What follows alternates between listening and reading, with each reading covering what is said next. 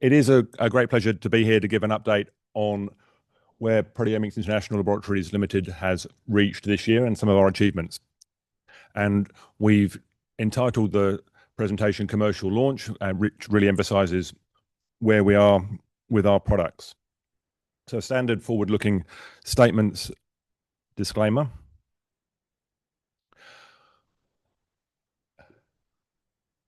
Welcome. Perfect timing.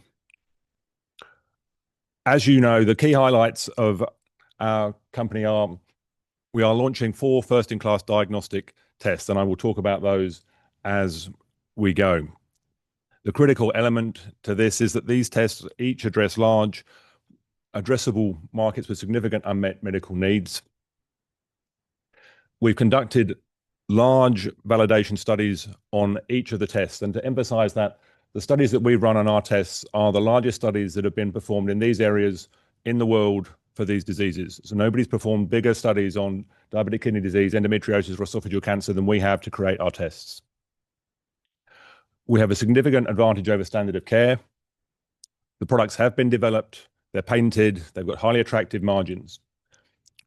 We'll talk today about our consumer-driven strategy and how we're going to engage, or how we are engaging with patients and doctors, general practitioners, primary care physicians, and the support we're getting from key opinion leaders around the world for our tests as part of our digital push to get the tests out there and attending world-leading conferences and congresses.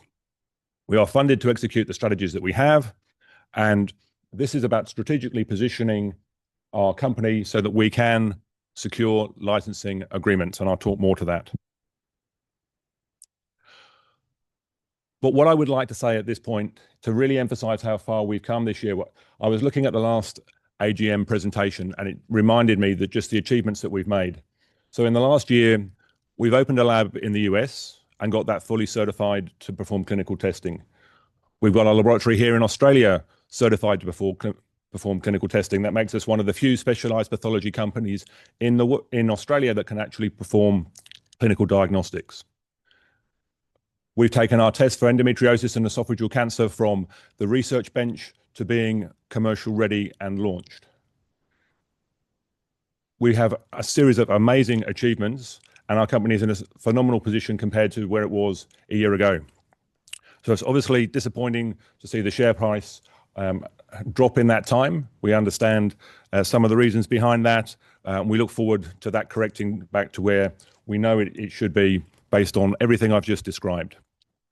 I would really like to emphasize the support and our gratitude for that support from our shareholders with that share purchase plan that we ran in the middle of the year. Our corporate advisors were completely overwhelmed with the level of support we got. They had never seen anything like that from an investor base. So it really does emphasize how dedicated our shareholders are and supportive of our story. And for that, we are very grateful. Those funds are being fully executed and committed into bringing these tests to market and securing future strategic partnerships.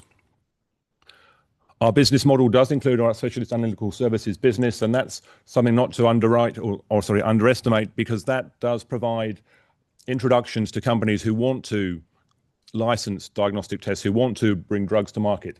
And our platform lets us create companion and complementary diagnostics for those companies as well. So it's part of a broad-based, integrated commercialization strategy.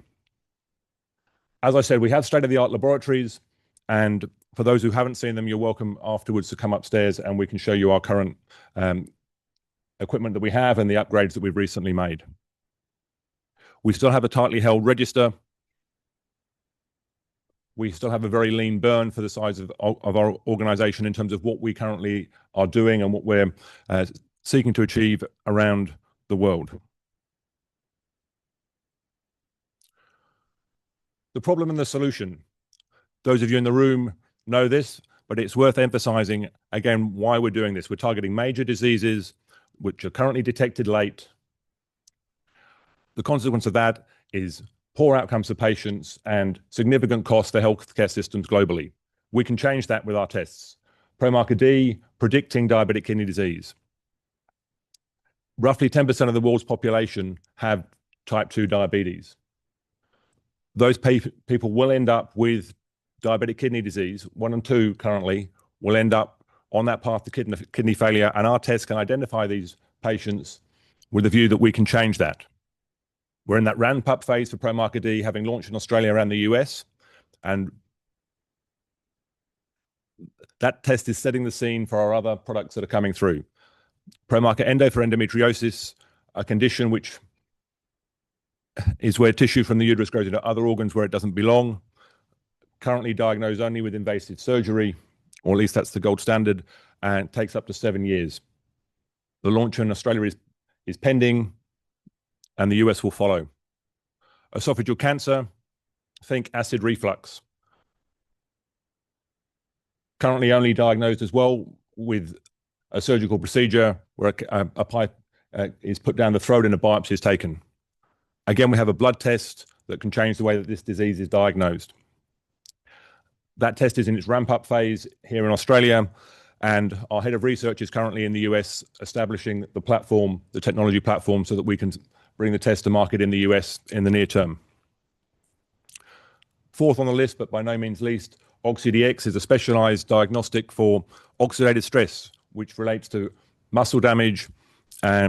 The test can help assess recovery, be that in high-performance athletes, in thoroughbred horses, or more broadly in animal welfare. And again, this test is pending its launch.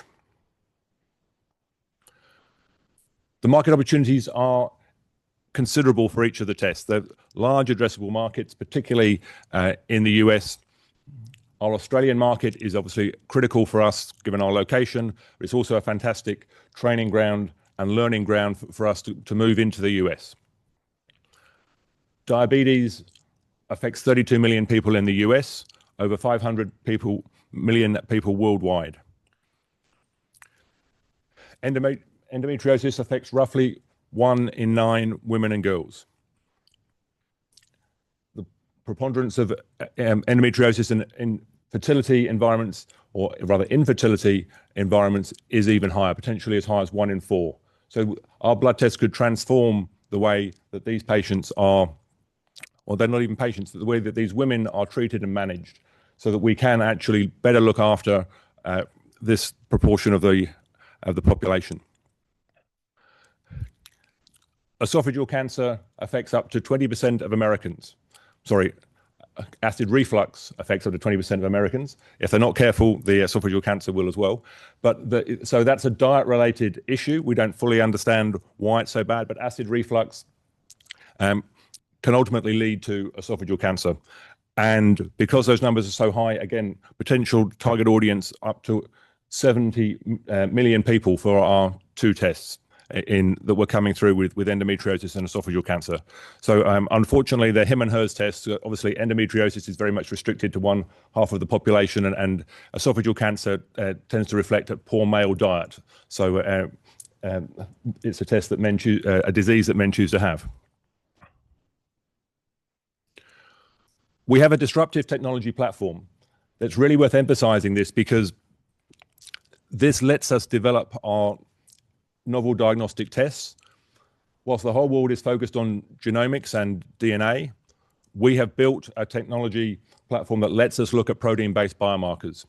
In the last 20 to 30 years since the human genome has been sequenced, a surprisingly few number of tests have really come to market using that platform, despite the fact that 99.9% of scientific research goes on in that area. With our technology, we work in a minority, we work in a niche space, we have very high levels of skill in that area, and we are developing tests that very few others can develop.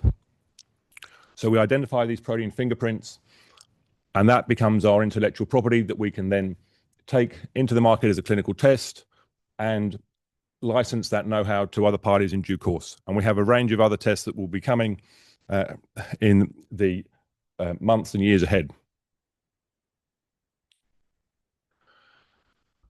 We don't normally talk about the product development, regulatory, and reimbursement paths, because we take them take them for granted that that's of course what we would do.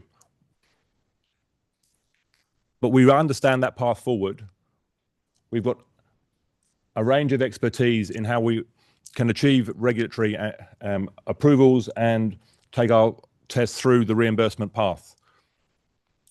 So this work all goes on in the background and we very rarely go into detail.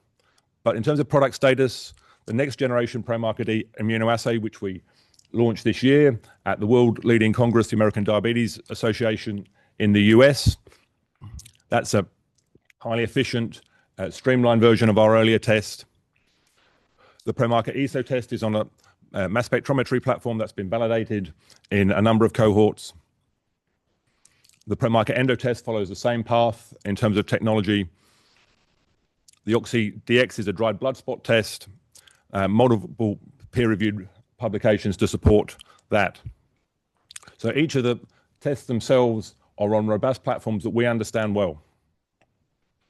The regulatory path is clear for us. For the US, we've gone down what is known as the laboratory developed test, the LDT, under their banner, which is the Clinical Laboratory Improvement Amendment Certification, CLIA for short. And our laboratory in Irvine in California has that certificate, which lets us run the ProMarker-D test there now. That same certification can be used for our other tests as they come through. The international equivalent of CLIA is the ISO 15189 standard. So that's what the rest of the world uses. That's what we have here in Australia, and that's what our certification is for running our clinical tests here in Perth. We have a highly accredited laboratory covering analytical services, manufacturing, as well as our clinical testing. We've also identified the FDA breakthrough path as one which is appropriate for our ProMarker ESO and ProMarker Endo tests, and in due course, we will be pursuing those as the tests go through the commercialization phases. From a logistics perspective, all of the tests are going to use and are using the same digital platforms. We have our network of blood collection sites.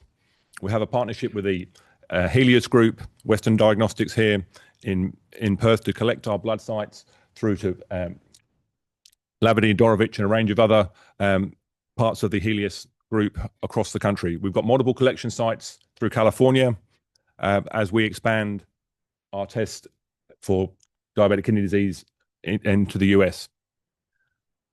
We understand reimbursement. We secured a PLA code for the next generation version of our test. This is a phenomenal achievement. It's so far down the list of things that we've been doing this year that we don't really even talk about it, but we've got a PLA code for our own test. There's very few organizations globally can achieve that, and we're doing this as routine. We'll, in due course, seek PLA codes for our other tests. We're also waiting for actual reimbursement pricing for that test, which is due imminently, subject, of course, to the US shutdown and the consequences of that, but we expect to have news in the coming weeks. Version 1 of the test secured a price of $391, and that, importantly, is being reimbursed in the US by some of the big insurers through our partner in Central America, Omics Global Solutions. They are running their version of ProMarker-D under license, and they're securing reimbursement with that code, which bodes really well for our test in due course. The business model and the utility of our tests, it's all about significant advantages over standard of care. I'm not going to go into the details of all the numbers, but the highlights are the existing standard of care for diabetic kidney disease is a blood test called the estimated glomerular filtration rate, or a urine test called the urinary albumin-creatinine ratio. They're both simple tests to do. They're both quite cheap. The reason that they're cheap is they don't really work very well. They don't tell you anything about what's going to happen in the future. They just tell you if you've already got chronic kidney disease. Well, that's not a way of actually living. If you've got chronic kidney disease, you are on the way to a very poor lifestyle. The analogy I always like to use is the pool pump. When the pool pump stops working, then it's not too long before the swimming pool goes green.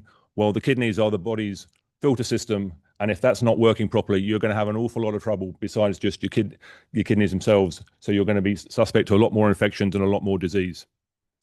Our test can predict diabetic kidney disease up to 4 years before symptoms appear. So it can really change lifestyle for those at-risk patients with diabetes. And there are preventions, and there are therapeutics now that can be used. For endometriosis, as I said earlier, invasive surgery, a very expensive procedure, a long time before that's performed. Surgeons rightly are reluctant to perform that procedure without being really sure that the patient has endometriosis, and how can they be sure? So there's two issues for treating endometriosis at the moment. One is most doctors don't believe their patient in the first instance, and they will say it's period pain and move beyond that. But if they do believe, the problem is if they're wrong, the invasive surgery can cause a similar number of problems with pelvic pain that occur with endometriosis itself. So just performing the surgery is a high-risk procedure. So that's why the average diagnosis times are so long. And we have a blood test that could change that to provide more information to patients. The endoscopy, again, a very invasive procedure, a costly procedure, and a blood test that could change that. This is important to catch early. The 5-year survival rate for esophageal cancer is less than 20%. The median survival rate is 1 year. So if you're diagnosed with esophageal cancer, the odds are it's already too late. So if we can pick that up early from somebody who's suffering acid reflux, then that's going to be transformative for those individuals. The test economics. The US is our target market because of its size, scale, and the way that it fully recognizes the value of new diagnostics such as ours.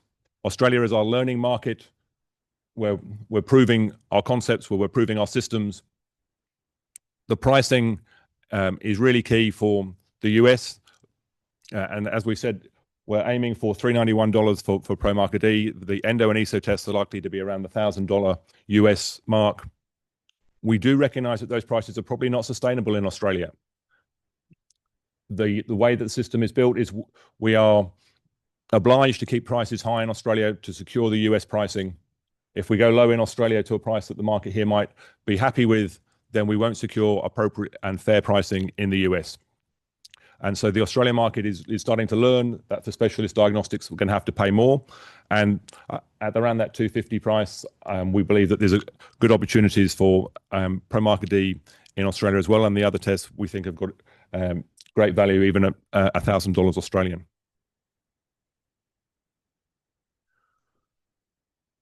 The go-to-market strategy, it's about driving awareness. We're targeting both primary care physicians, doctors, GPs, and patients. The more we can raise awareness, then the greater the opportunity for us to do partnering on the back of that as well. So what we've built with our GP network is awareness. We've integrated our forms into what's known as best practice software. This software sits on about 2/3 of general practice computers. This is no small achievement by itself. Getting our tests listed in that software is roughly a 2 to 3 month exercise. And there's a number of procedures to go through for that. So the fact that we've got ProMarker D and ProMarker ESO listed already is a great achievement by our team. And ProMarker Endo is going through that process currently. We already know that physicians want our test. We've published studies that show in the US, 96% of physicians would be likely to use ProMarker D if it was available for them. So that's why we're introducing it into Australia and the US through the fastest available route, which is the direct to patient and direct to GP paths. We've built the mytest.health web portal for patients. Through that, patients can access telehealth consults. They can also get more information about the tests and then go and see their own GP if they wish. We've got over 2,100 blood collection sites across Australia. This does help patients to take the control of their own health. And the important point to note there in the bottom corner, in the US, it's much easier to sell a test. You can market to patients directly in the US. In Australia, and there's a whole range of branding issues, which means that the indirect marketing is a requirement here. But all of these digital platforms are built and they're available.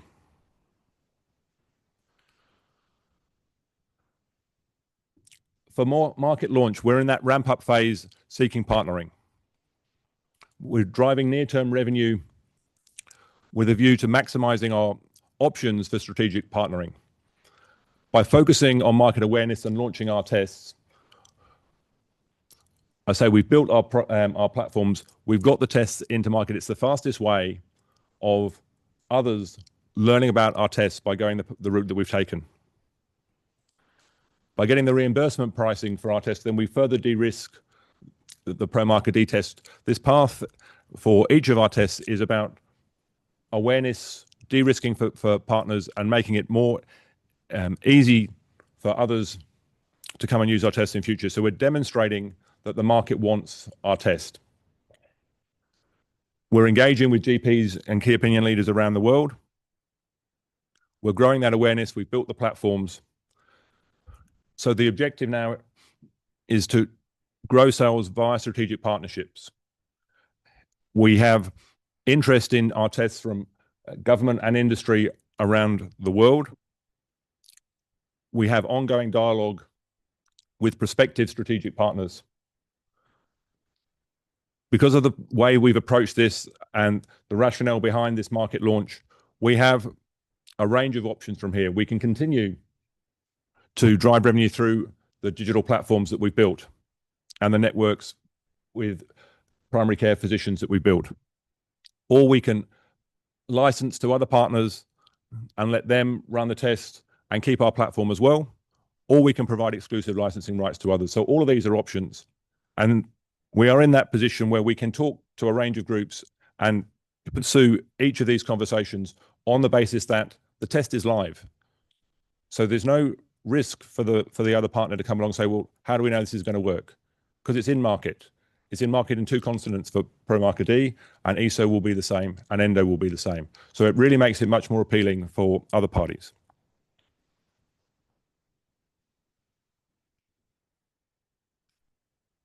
So I'm just going to put in a few slides about our tests for esophageal cancer and endometriosis, because they have come so far in the last year that it's worth emphasizing that, because again, we just stepped past this because we're focused on the next thing already. But esophageal cancer is the first-in-class blood test for specific disease, esophageal adenocarcinoma. And I'm not going to go into all the details other than to say the test is launched, and it's got very high accuracy for diagnosing this cancer. Can also diagnose early stage cancer, which is the ones that we want to find. Late stage cancer, it's a phenomenally accurate test.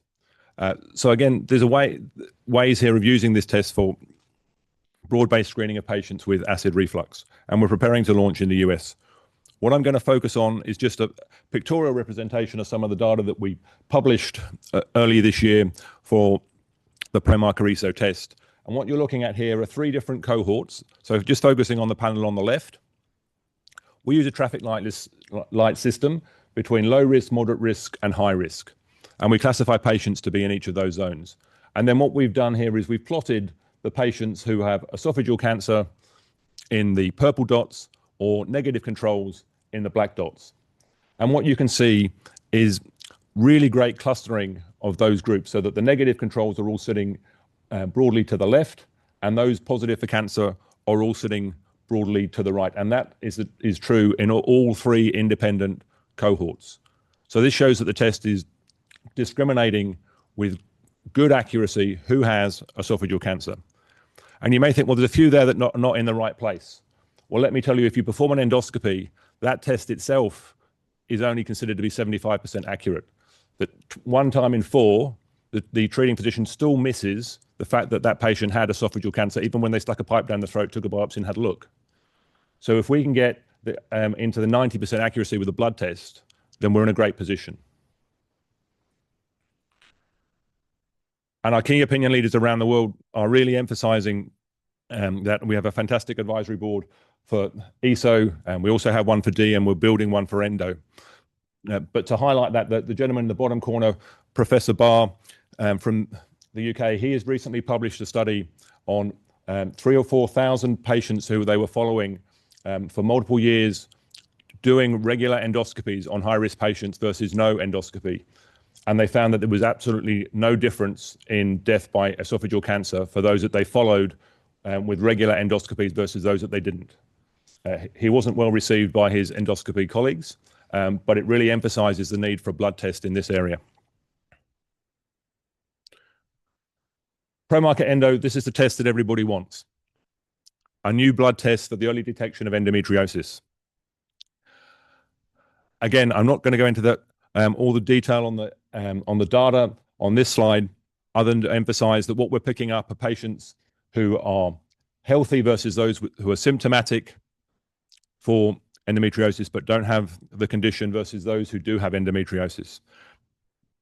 We published results in world-leading journals, and we presented our latest data at the World Congress on endometriosis in May. So again, we're seeing here that in the numbers in the middle that we can pick up the condition with great sensitivity. Importantly here, the methodology has been adapted, ready for launch. We have our first patent granted for endometriosis in Japan, with others expected to follow, and the launch in Australia is pending.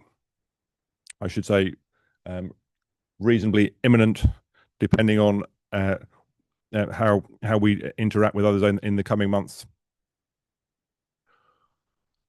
To emphasize the data, again, what we're looking at here, a different way of looking at the traffic light system. So characterizing patients as low, moderate, and high risk. And this time the bars are plotted by color. So all the patients in blue, they're the general population controls, and that's where they mapped in terms of low risk for having endometriosis.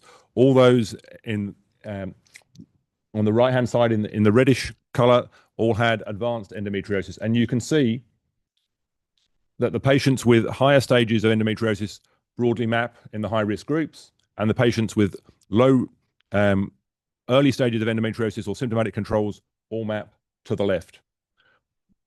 Again, no test is perfect, and we do have a group in the middle where we call moderate risk, where we really don't know. But nonetheless, we still have accuracies in the high 80s for diagnosing these diseases, which is still better than is achieved even when patients do go and have laparoscopic surgery. There's no guarantee that that's going to find endometriosis. So having a blood test for this disease really will be game-changing for these individuals. So the milestones for us in terms of those achieved and for the year ahead. As I said at the beginning, we've opened our Australian lab to clinical testing. We've got that certification in place. We've got our US reference lab certified and running. We've launched ProMarker D across Australia and into the US. We've launched ESO, ProMarker ESO in Australia. The targets for the months and into 2026 time ahead is about bringing the rest of the tests through, initiating pathways to commercial sales, and partnering. On the clinical side, we've performed a large number of validation studies. We have other tests in the pipeline, and that will be news for 2026. The reimbursement path, as I said, we understand. We've got our PLA code granted. We're looking forward to receiving the pricing, and we'll follow the same path for ESO and subsequently Endo. So all those blue boxes on the right-hand side, we're looking forward to filling those in the coming months. We have an excellent team in place to deliver this. I'm not going to embarrass the directors by reading out their CVs. It will just make them feel old. But the reality is that they're each at the top of their games. They've got a lot of experience in commercializing and generating value for shareholders.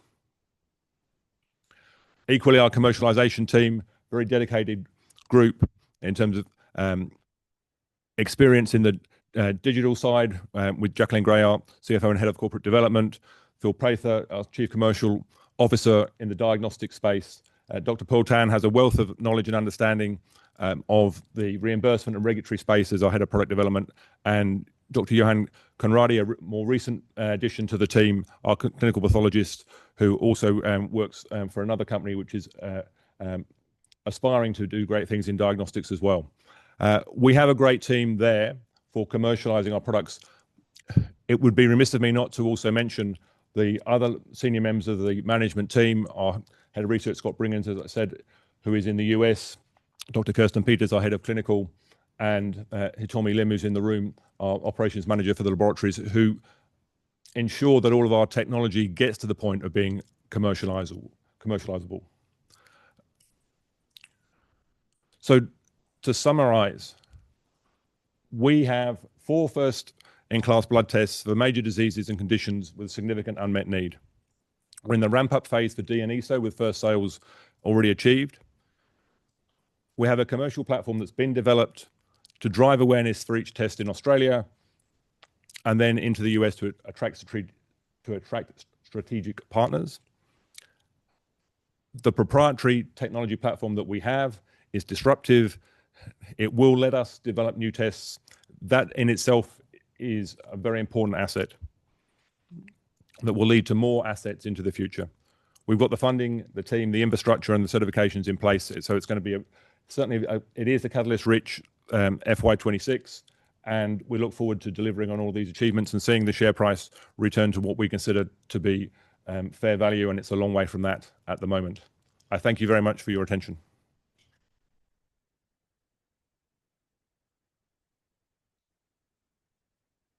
Are there any questions? Stephen. One of the slides there, the 3 tests you looked at how many people, for example, diabetes, how many people suffer from it. And then in each of the columns, you have a target market. Yes. What does that actually refer to? How did you arrive at that number? It seems that it's a long way below what the population of suffering from that. Yes, so the target markets that we've identified there are the number of people with the disease in Australia and the US. So there are our initial target markets. So if we take diabetes, there's 1.5 million people in Australia with diabetes, and there's 32 million in the US. So the target market for ProMarker D is currently in that 33 million range as our initial market. So the same thing then for the other directly relates to the markets in which we operate. Now, obviously, the test for each of our tests will go global in due course, and then we get into the nominally 500 million people for D, hundreds of millions of women around the world who could benefit from endometriosis, etc.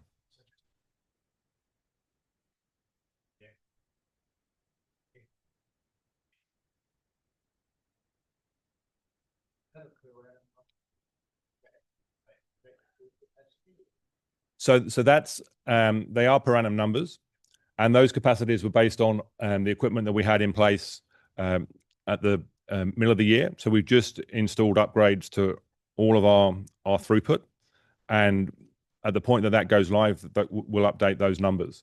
But the sort of equipment that we just put in place now, we've got full automation for our D robot, so that can run 50,000 tests, roughly 40 to 50,000 tests a year automatically. Just put the sample in, it'll run it, and that's on a 9 to 5 basis. But obviously, the robot doesn't need to work 9 to 5.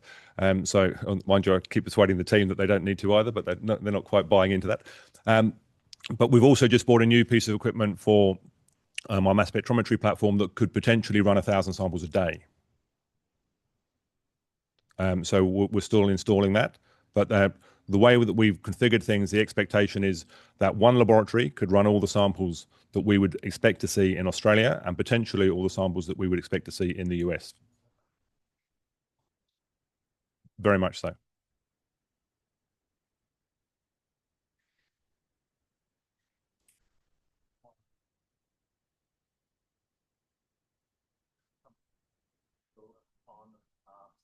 Shareholders reasonably expect the board of management to demonstrate tangible commercial progress? In order to demonstrate commercial progress, we have to have our tests in market.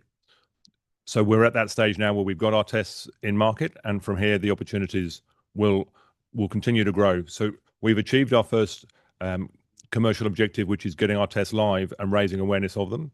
We're now in conversation with a number of groups about how we can commercialize the tests more fully.